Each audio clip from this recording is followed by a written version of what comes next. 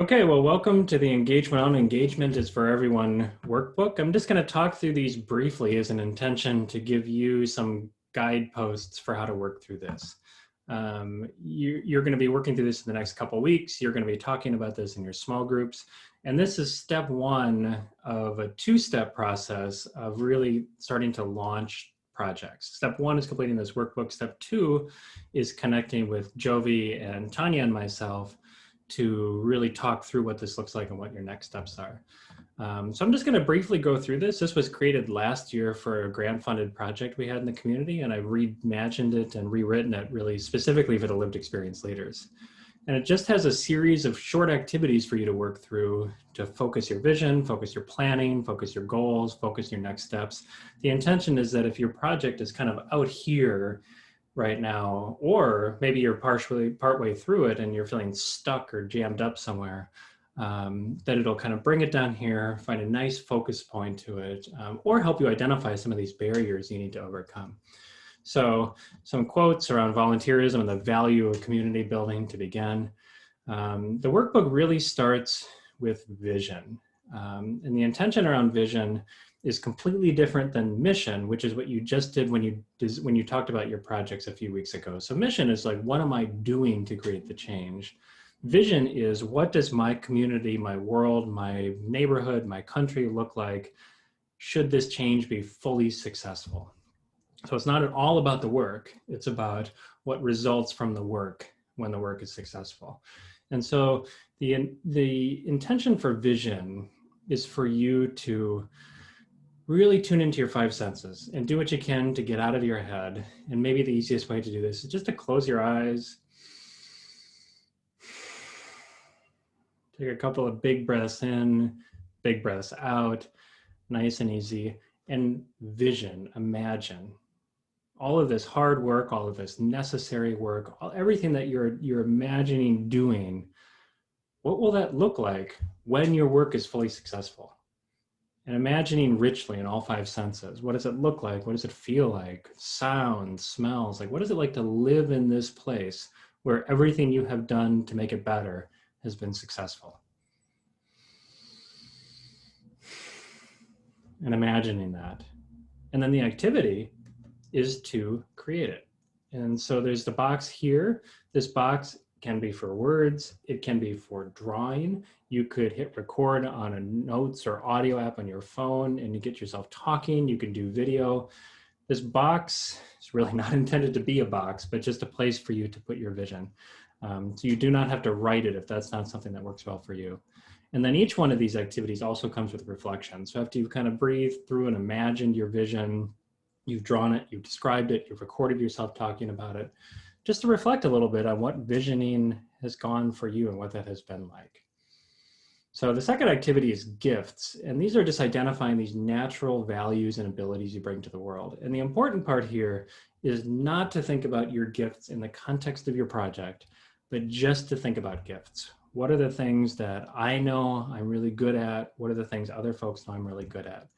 And the activity is just to describe that in a couple of different ways. So you start in this left column and you talk through gifts, thinking through what are the things I know I'm good at, things I have in value. Gifts not just as actions, but gifts as cultural practices, interpersonal skills, ways of seeing the world. There's a list described here. And then pause, and then imagine, or even if you have access to them, ask someone who knows you well and appreciates you and respects you what your gifts are, and you may be surprised. And the vision here is just to create a big long list and then start looking at how those connect to your project. So don't connect these to your project yet, just create a list of gifts. The next one is associations. And it's a bit of a dated word, but it's really just this, associations are just groups of folks who gather in community for specific reasons. It's a shared interest, it's a similarity, it's to address a challenge or a community opportunity. There's a list of some groups here. This is not at all a comprehensive list, but the intention here is to get you thinking about who else could be supportive to what I'm working on. Who else might be interested in this? Who else could provide some support for me? So you have a column to work through, a couple of columns. So associations you're interested in, these may be ones you want to connect with, belong to, talk to about the work you're interested in doing. And then associations you could use support from, that if you're working on a very specific issue, maybe there are other folks working on something similar you would like to work with together. The caveat here is that if there's a lot, all of us don't really know about what's going on in Winona. And so if you know what your issue is and you know what your project focus area is, but you don't know what the associations you want to connect to are, that's okay. All we're inviting you to do here is just to talk about, well, I want to work on, I'll use kind of Carrie as an example. I want to work on incentives for family housing versus non-student housing. So I'm looking for maybe some landlord groups to connect with or some family housing groups to connect with. You don't necessarily have to know specifically what's here in Winona to list some of these. Again, this is just you providing us information to help us, help you get grounded and moving on your project. The next one is allies. And this is just who's with me. Oftentimes when a project is kind of generated in your own head or with a small group of folks, it's easy to kind of like hit the ground running before you pause and think like, wow, I bet there's a whole lot more people who would be really interested in being right here with me on this. And the invitation for this exercise then is just to pause. And again, we talked about kind of this breathing exercise for visioning, just closing your eyes, breathing in, breathing out, just pausing for a second. Really valuable practice to start each one of these rather than just trying to like plow through a list, but really just seeing what emerges. And this is just to name your allies. It's just about, this could be, and allies could be individual people, allies could be groups, allies could be organizations. The important thing here is to think about allies as both mutually supportive, kind of deeply aligned allies, people that are just with you from this deep human level, and also transactional allies, people that they, what's good for them is also good for you at this very specific point. So they may be interested in providing some support. We think about this a lot in terms of institutional funding in Winona because it's good marketing for folks with money to support good causes. And where that sits in your moral center is your own path to discover. But that's a great example of kind of what a transactional ally can be. They provide financial support for your project while getting a little bit of marketing for their organization. So who's with me and what can they offer? Also thinking through what are their own gifts, what are their own practices that they can provide. The next one is passion check. And this one's really critical. This is like the big stop sign in this exercise. Just a chance to take a big, hard pause and return to that vision and just check in. And the check-in question is this: is this something I want to do? Or is this something I want to see done? So is this something I want to do myself, my own energy, my talent, my time? Or is this just something I want to see done? Is this something that I think would be pretty awesome to have in Winona, but not really something I'm interested in? Often we find in community building work that folks haven't hit this stop sign. They go blowing on through it and they get all the way down the road and they burn out. And they realize it's because they're a part of something that they think would be pretty cool to have in Winona, but they're not that passionate about it. And so the practice here is just to check in and tune into yourself and give yourself an opportunity to be really honest and to check in and say, is this something I want to do? Or is this something I just want to see done? Both things are valuable, but you only have time for the first one. And to beware the shoulds, the toxicity of the should. So always be like listening even to your own language, your internal narrative. Am I saying like, oh, Winona really should, I should? Or are you saying, I can't wait? Are you saying, I'm looking forward to, I'm excited? That should starts creeping in. That's often a suggestion you're talking about the second thing, which is I would like to see it done. So again, this is that similar practice, breathing in, breathing out.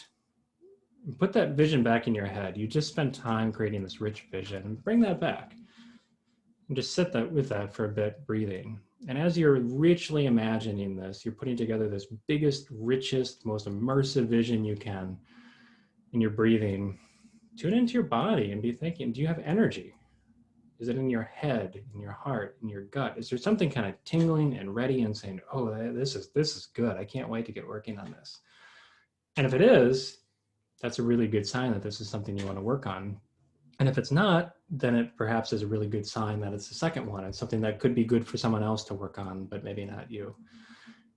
And as you're doing that, just listing some of what your passions are. Could be your passion around your project, could just be some of your general passions. When you think about passions, you can also think about your personal creed and sort of how those two things connect. And again, each one of these has a reflection questions just to sit with for a bit. The goal is to not move too fast through this, but to really just take your time and maybe do one of these a day, a couple of these a day, just whatever fits. The next one, also really critical, I suppose I'll say that about everyone, but this one is the capacities one. And the frame for this, and this is important, is just to know that this can be a really triggering and a challenging exercise for folks. And just for you to know that going in. So what you're going to do in capacities is to identify what's taking up my time, what's taking up my energy, what are the things that I'm focused on and they're needing my attention that I otherwise would be maybe devoting to my community work. And so these things can be pretty intense. They could be caregiving, they could be health challenges, they could be all kinds of big and heavy things that you may be wrestling with. So just to know that going in, and that it's okay to fill up your backpack. And the exercise here is that we have an image of a backpack. And in your care packages we delivered to you about a couple of weeks ago now, you should have some markers, some crayons I think are in there, some colored pencils, something that you can sit down with. We really encourage getting away from the pen on this one and just maybe grabbing that pack of crayons. Thinking through some of these questions, where do I spend most of my time? What I look forward to? What concerns me? What distracts me? Sort of what are these things that you're carrying in your backpack? Personal, family and social, professional. They could be things for as much time, like here's the time I'm spending with work, here's the time I'm spending with family. Here's a challenge I'm holding because I'm caregiving for a family member, or I'm working through a particular difficulty with my child. And it's just to name each one of these and draw them into your backpack. You can draw a picture, you can draw an image, you can just put little circles, whatever it is, it's up to you. But the goal is to really identify all of these things in your day-to-day, in your week, that are taking up time and energy and attention. And this is value neutral, not in a good way or a bad way, just the things taking up time, energy, and attention. Because the vision here is for these to be unearthed and you to be very aware of them, and then using that as a very realistic way to talk about here's what my capacities are. Because it may turn out that you fill your backpack and you realize I have an hour a week to do community work. And that's great because there's a lot you can do in a focused hour, or I have 2 hours a week, or I have 5 hours a month. Oftentimes folks who don't take the time to reflect on what's in their backpack burn out really quickly because they're trying to schedule all of this community work around all this other work, not really realizing that they may not have the time, or they may not have the energy, may not have the attention. And the more awareness you can develop about this initially, the more focused you can be and the more sort of compassionate you can be with this. Really connects to the self-care piece that La talked about today. The self-awareness piece, that self-awareness being the pathway and the entry point for the rest of the work. That this is very much a personal self-awareness point of what are my capacities. And then second to last is meaningful and achievable. So now that you have your vision, you've done a passion check, you know what some of your gifts are, you know who's with you, you plan, meaningful and achievable. We use these words ad nauseum in community building. And they mean two very different things, and together they provide a really nice frame for getting from point A to point B. So meaningful is big enough to matter. Achievable is focused enough to get it done. So big enough to matter, focused enough to get it done. Both of these things are really critical. If it's not big enough to be meaningful, you're going to lose energy, you're going to stop caring. If it's not focused enough to be achievable, you're going to get really overwhelmed and really stuck in a hurry. And so the exercise here and the way to help focus that is to track back again to that vision question. And if it helps, just to, again, close your eyes, take a breath in, take a breath out, and think, what parts of my vision, even if it's just one or just two, What are these really critical pieces of the vision that I have to keep? That on the other side, if they're not there, then this isn't worth doing. There's no reason for me to put my time and energy here. This has to be a part of it, and that's why I'm here. So what parts of your vision must be kept to be meaningful, for it to be big enough to matter? And the second piece, so if the first piece is what parts of my vision must be kept to be meaningful, that's focused and you're thinking a lot about your vision as you're writing this. The second piece is that you're thinking about your backpack. So what parts may need to be focused or condensed in order to be achievable? This is very personal. You're thinking about from a personal level, what am I able to achieve? So are there things that may not be big enough to be meaningful that I can drop? Are there ways to focus? Are there a few things I can condense? If my vision is out here, can I kind of bring it in here? Is there one small way to start this work? This can be difficult. It can be hard to do at first. It's okay. There's no right or wrong answers. Just to start thinking about meaningful and achievable, and having that be something that we talked a lot about personal mantras these last few weeks. Meaningful and achievable is a really good project mantra to always be coming back to. So even if the answers here don't really flow, just keeping those two words meaningful and achievable in your head as you're doing your work. And then the final piece of this is next best steps. And this is something we're really going to work together with you in the incubator lab. So you can do what you can with this, but don't get too frustrated if you're not quite sure, not clearly identify what the next best steps are. Just take your best shot. So this is kind of the culminating step of all of this work. So you have this rich vision now. You have identified who's with you, your allies, your own gifts, the associations that can support you. You've identified what your realistic capacity levels are and your energy levels, your ability to do the work.